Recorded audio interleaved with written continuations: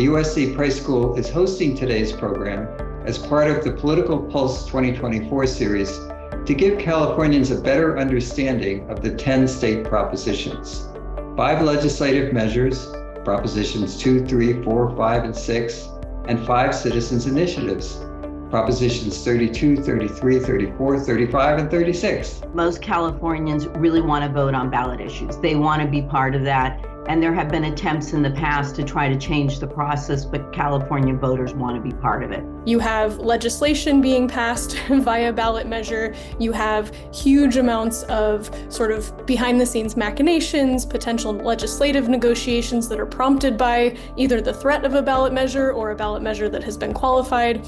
And so people think about this as a crucial part of the way that politics works in California. One thing we didn't talk about at the outset is just the reality of some of these initiatives. No matter where you land on them in terms of supporting them, there's always political calculations in terms of how it might impact the shape of the electorate in a given election. Sometimes certain initiatives will get people out that weren't going to vote at all or were on the fence about voting. It's not about necessarily how individuals are going to vote, but if there's a lot of mobilization around an effort, right, that brings money in to the mobilization effort, that pays for calls and campaign door knocking and all that sort of thing. It is still a tool for people to put things on the ballot that are not getting the attention that they would want to have in the legislature.